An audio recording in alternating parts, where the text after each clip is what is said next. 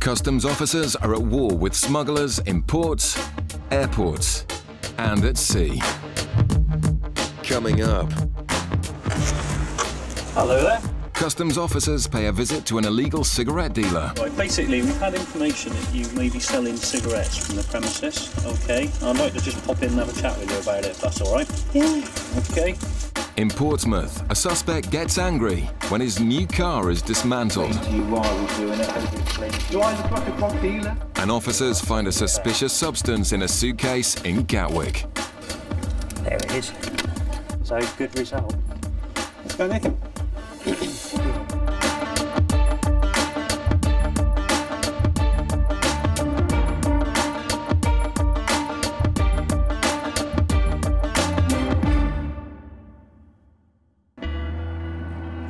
It's early morning rush hour, with dozens of flights arriving into Gatwick from Africa and the Caribbean, source areas for Class A drugs.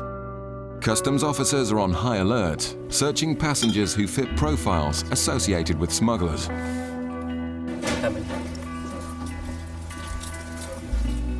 Okay, I've just x-rayed a passenger's bag and you can see there's clearly two rectangular shapes there, so I'm just going to cut the bag open and have a further inspection of what those shapes are. The passenger told immigration he has no money, will be staying in Britain for 2 months, and a friend has agreed to pay all his expenses. It's a story Mike has heard many times before from drug couriers.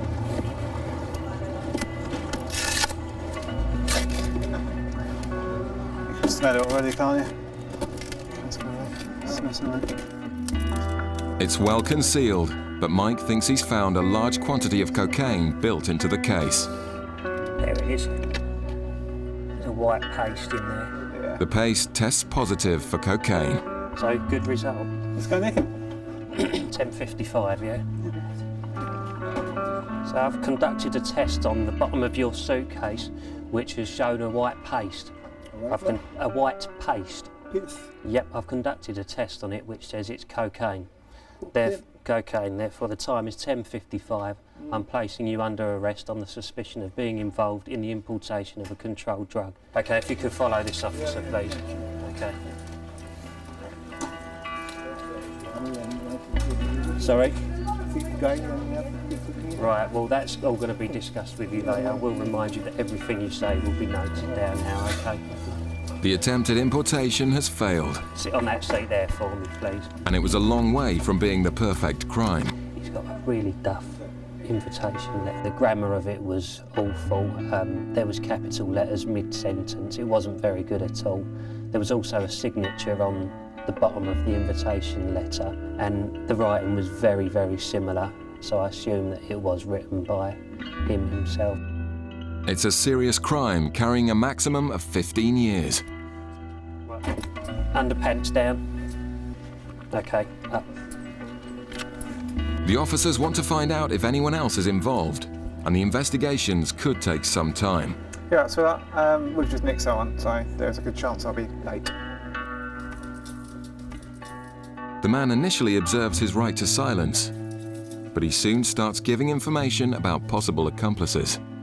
Okay, what is the name of the person that's meeting you here today? Okay, and what does he look like? Right. Okay, how tall or small? At my hat. About 5'10". Long hair, short hair? Bald head, like mine? Yeah. Okay. Mike decides to put out an announcement for the man to come to the information desk to see if they can catch him too. About 34. Bald head, Bald head. about 5'10". About 5'10". If he's involved, it's unlikely he'll fall for the trap, but it's worth a try. In Portsmouth, officers are hunting a possible target vehicle picked out by the intelligence hub. Unfortunately, it's a bit difficult to actually say whether it's going to be cocaine or heroin or cannabis. What tends to flag more than a specific type of commodity is criminality or suspicion. And from that, you tend to get a job that will fall into one of those categories. It could be, particularly at this time of year with stuff coming up from Africa, it could be anything as bizarre as tortoises. Drug smugglers are adept at seeming normal, so it's Richard's job to hunt for the incriminating details. You mentioned about the car, so can you tell me what the situation is with the car, please? I'm not sure. Right. I might keep the car here and I might take it back, I don't know. So you bought it when you were in Libya? Yes, I did. It's your own car. Okay, how long have you been, where do you normally live, please? England. In England, so how long have you been away for? 2 months. 2 months. And that's your return ticket there, is it? Can I just have a quick look at that, please?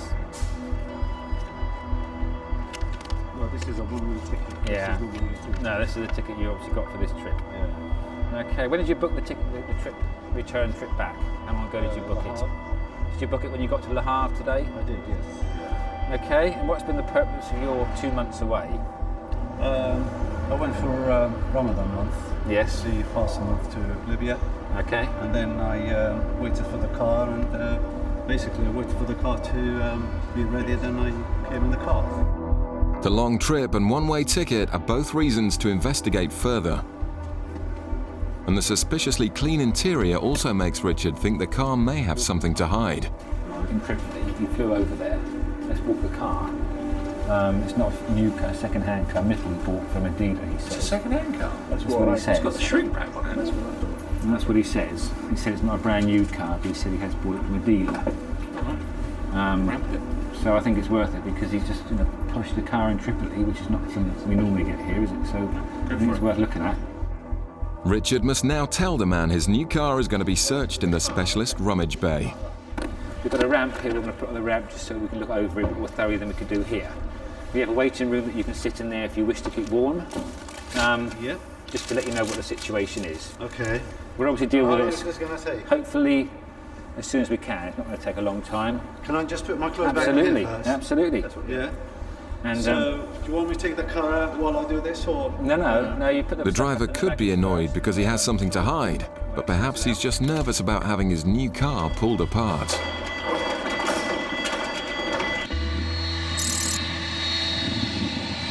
The smuggler caught in Gatwick is now being transferred to the custody cells, where the reality is beginning to sink in.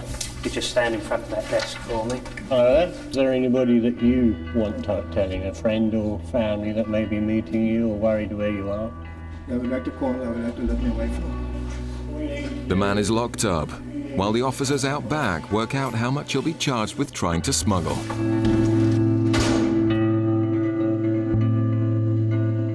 As you saw on the X-ray, there was 2 of these.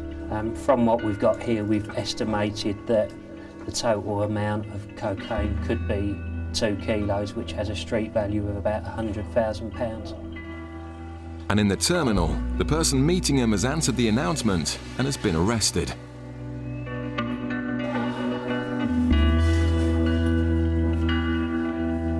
The poorly planned crime has gone wrong on every level. Could you handcuff Barry?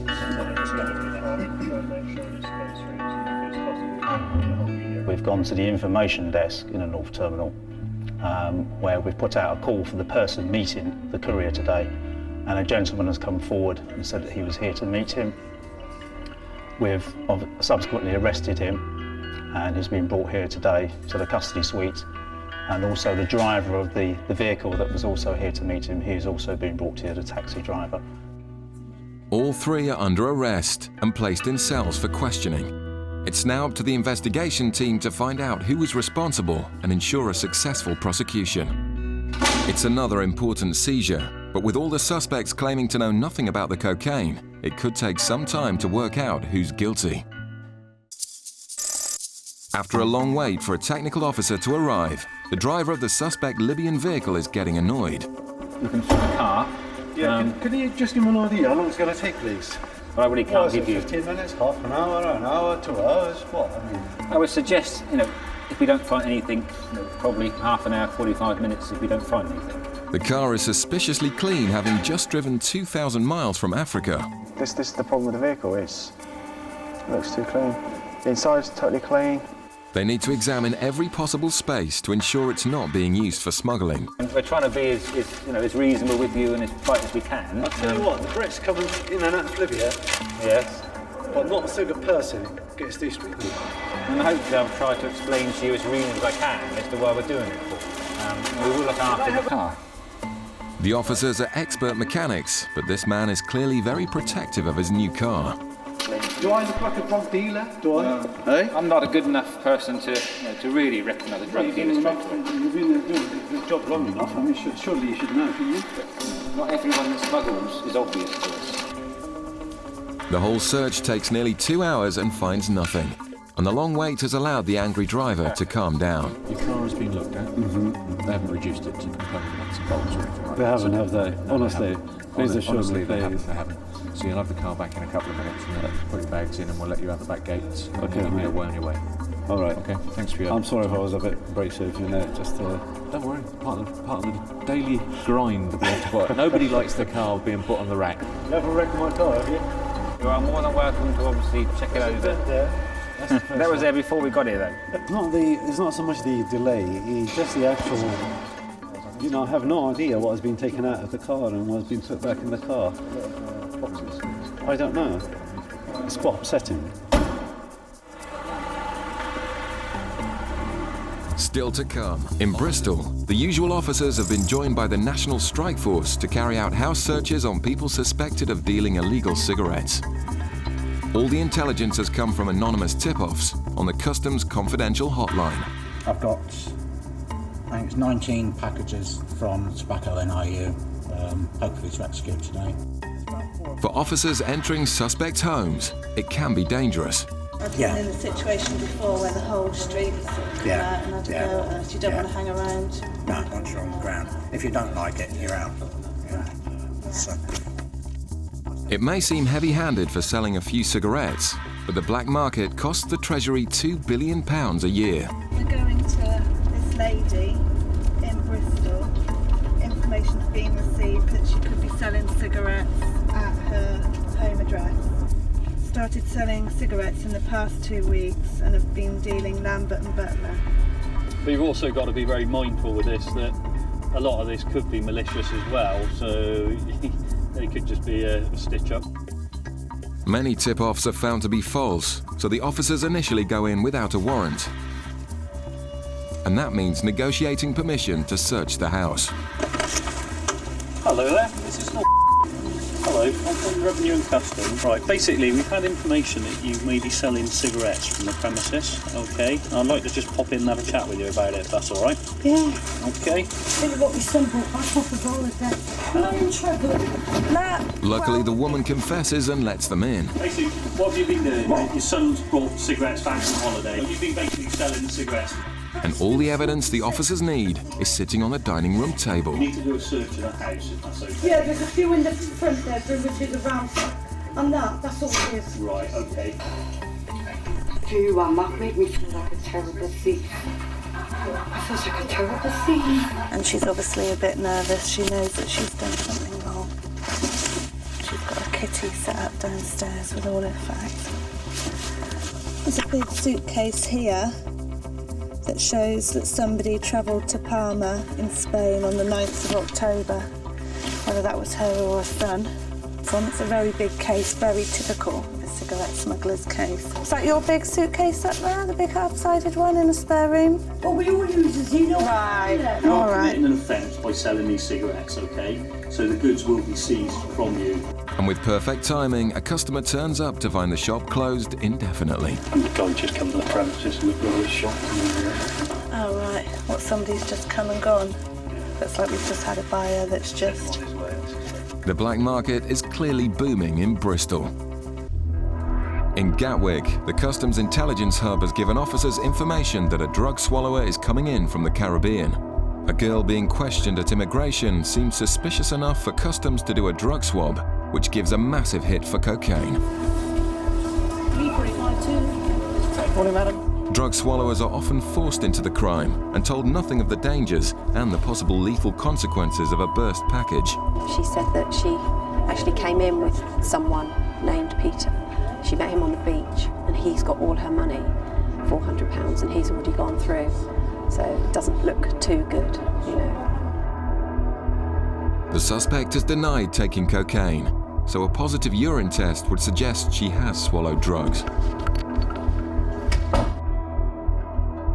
There's no line by the THC, so she's positive for cannabis. There's no line by the COC, so she's positive for cocaine as well, which would indicate to us that she has cocaine in her system.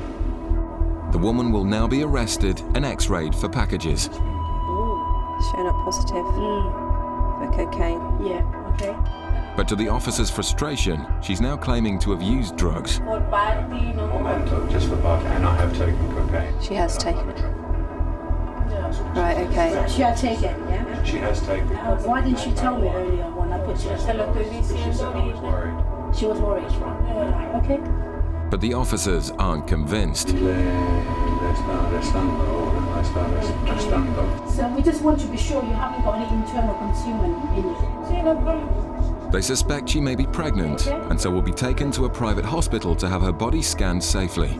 That means waiting for another interpreter, and that means putting on the white suit. Because we've got her on suspicion of swallowing, we always put them in a white suit, because what we'd be concerned was if she maybe started to pass packages in the cell, whether she may pick them up and harm to herself. Sometimes it might be possible that she could retry and swallow them again. We can see through the suit, that's why we need her in the white suit.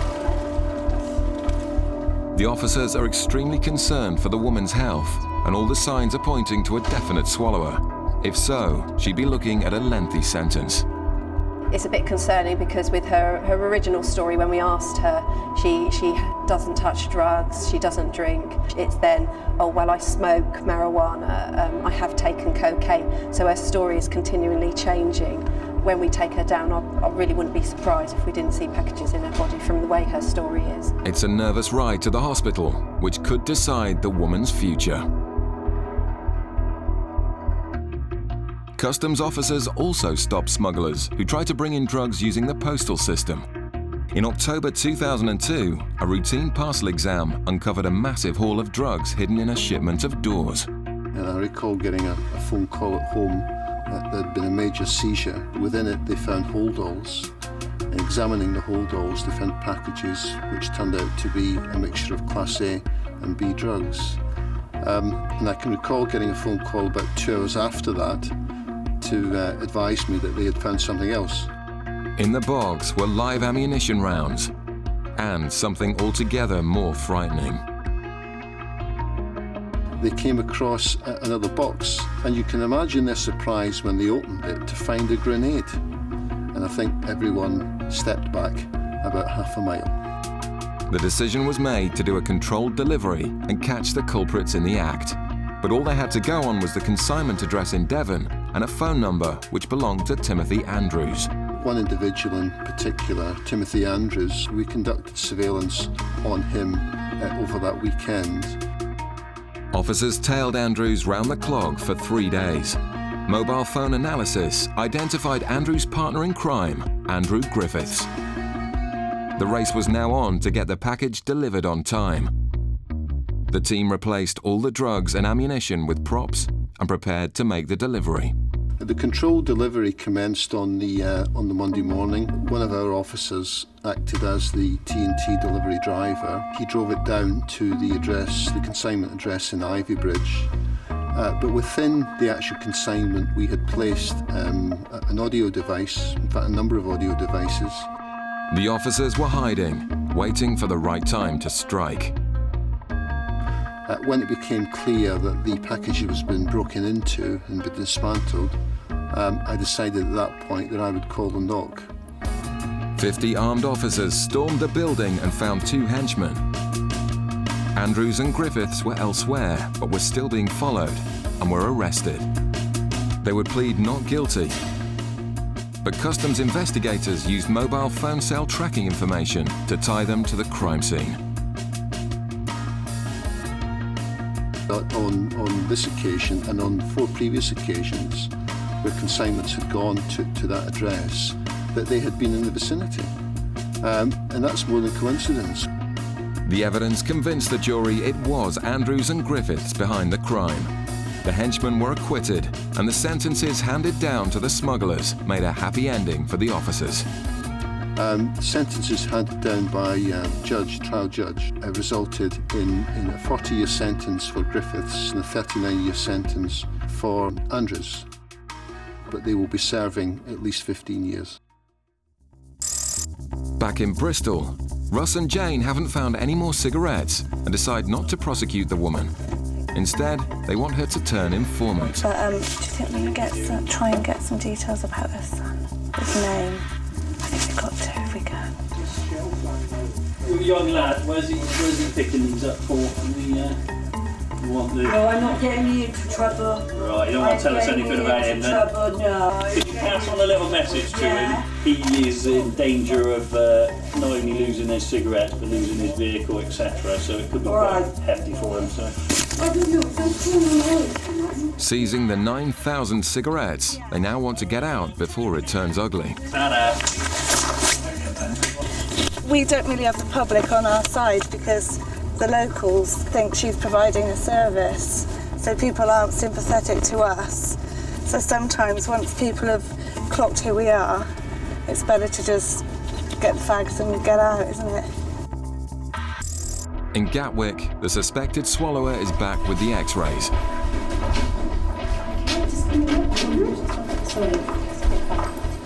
She's put back in the cell while the officers take a look at the results. If she had swallowed something, you would possibly see the shapes of packages. They'd be down here, they can be collected up around here, and there's nothing at all. Compared to an actual swallower, the difference is clear. See the package shapes collected down there, whereas that one is totally no shapes whatsoever in that one. It was negative.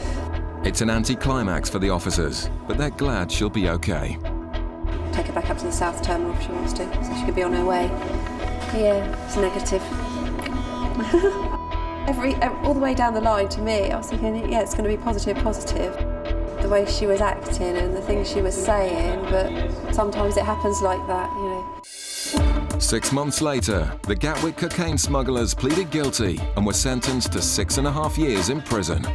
The taxi driver was released without charge.